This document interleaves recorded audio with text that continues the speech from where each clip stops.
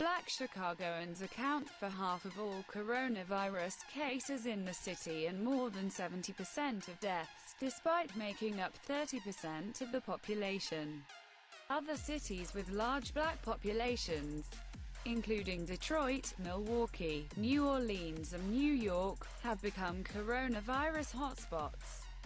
The U.S. has recorded nearly 370,000 virus cases and almost 11,000 deaths. Globally, there have been nearly 75,000 deaths and more than 1.3 million cases total. What do Chicago's statistics show? As of the 5th of April, 1,824 out of Chicago's 4,680 confirmed COVID-19 cases were black residents, said city officials on Monday. That compared with 847 white, 478 Hispanic and 126 Asian Chicagoans. Chicago has seen a total of 98 deaths as of Sunday, with 72% of them black residents.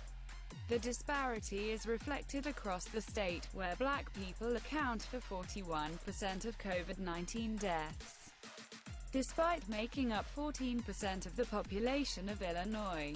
Chicago Public Health Commissioner Dr. Allison R. Wade told reporters that black city residents already lived on average about 8.8 years less than their white counterparts. Mayor Lori Lightfoot said the coronavirus was devastating black Chicago. She said city inspectors would be sent into shops to ensure everyone was adhering to social distancing guidelines.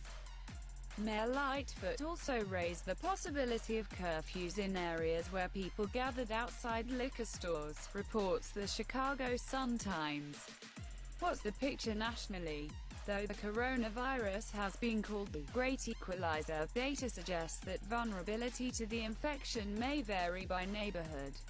In Michigan, African Americans make up 14% of the population, but they account for 33% of the coronavirus cases and 41% of deaths, figures from the state health department showed on Monday.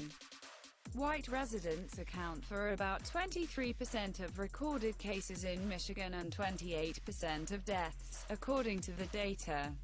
Detroit, Michigan, is about 80% black, and the city, together with its surrounding suburbs, accounts for around 80% of confirmed coronavirus cases.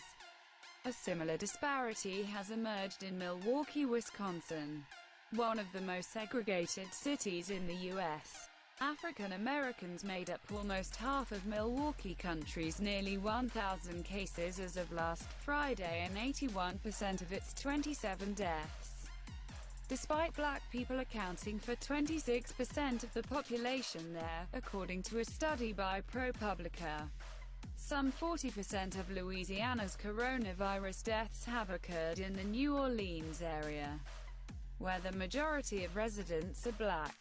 Health officials have previously said the Big Easy's residents suffer from rates of obesity, diabetes and hypertension that are higher than the national average, making them more vulnerable to COVID-19.